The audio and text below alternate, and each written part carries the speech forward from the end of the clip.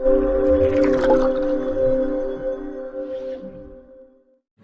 बहनों, यह अराजकता बहुत दिनों तक नहीं चलेगी और इसीलिए आज आप सबका आह्वान करने के लिए मैं आया हूं।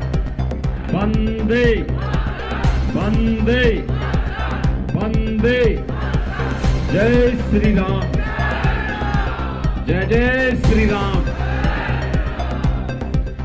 याद करिए 2019 में भी मैं यहां आया था और पुरुलिया में तब मेरे कार्यक्रम को यहां की मुख्यमंत्री ने उस पर पाबंदी लगा दी थी, मेरा हेलीकॉप्टर नहीं उतरने दिया था।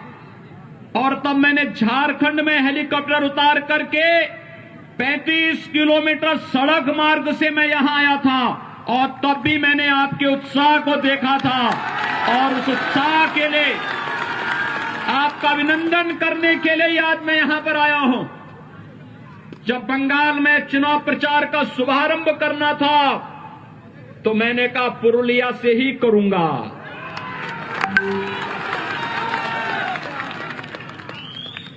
पुरुलिया से ही इसकी शुरुआत करूंगा। लेकिन मैं आज भी जब आया मैं देख रहा था अभी भी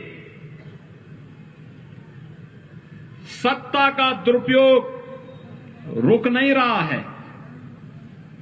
मैं देख रहा था जगह जगह से हेलीकॉप्टर से मैं देख रहा था जगह जगह भारतीय जनता पार्टी के कार्यकर्ताओं को और जनता जनार्दन को इस सभा में आने से रोका जा रहा था।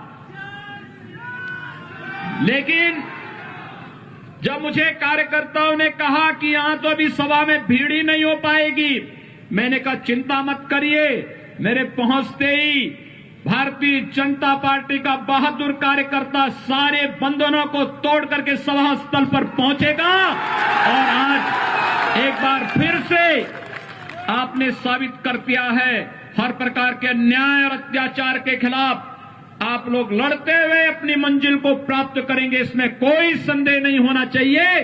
और आज ये सभा उस रूप में यहां पर प्रारंभ हो रही है। भाइयों बहनों, मुझे आश्चर्य होता है,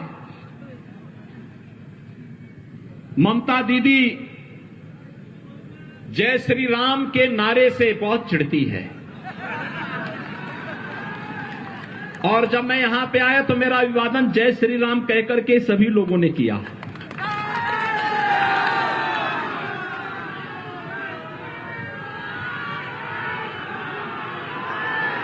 मुझे आश्चर्य होता है।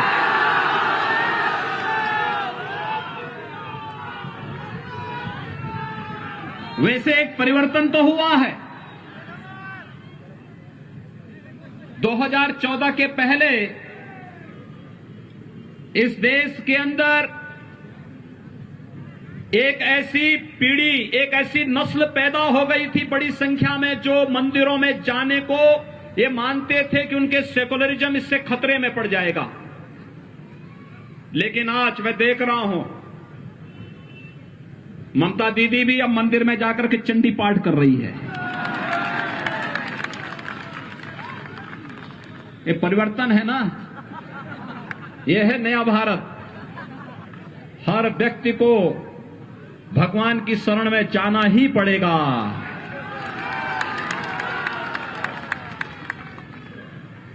वैसे कांग्रेस के नेता राहुल जी भी चुनाव के समय मंदिर मंदिर जाते हैं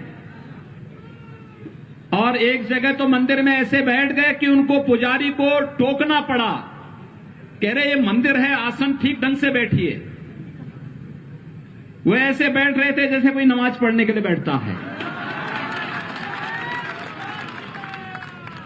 तो पुजारी को समझाना पड़ा, कहा भाई ये मंदिर है, पवित्र स्थान है और यहां की पवित्रता और यहां की मर्यादा का ख्याल रखो। लेकिन कम से कम सबका साथ सबके विकास के मोदी जी के मंत्र ने गरीबों को मकान भी दिया, विद्युत कनेक्शन भी दिया, स्वास्थ्य की सुविधा भी दी, किसानों को किसान सम्मान निधि भी देश के अंदर दिया और सभी लोगों को आपकी आस्था का सम्मान करने के लिए भी मजबूर कर दिया है कि आज कोई चंडी का पाठ कर रहा है, कोई मंदिरों में जाकर के दर्शन करने के लिए मजबूर हो रहा है। ये सबसे बड़ी वैचारिक विजय हम सबकी है। जब वैचारिक विजय के मंच पर हम लोग जीत चुके हैं तो जनता जनार्दन का आशीर्वाद स्वतः ही भारतीय जनता पार्टी को प्राप्त होना है और वही आशीर्वाद मांगने के लिए भारतीय जनता पार्टी के कार्यकर्ताओं के लिए यही आशीर्वाद प्राप्त करने के लिए आज मैं आपके बीच में यहां पर उपस्थित हुआ हूं।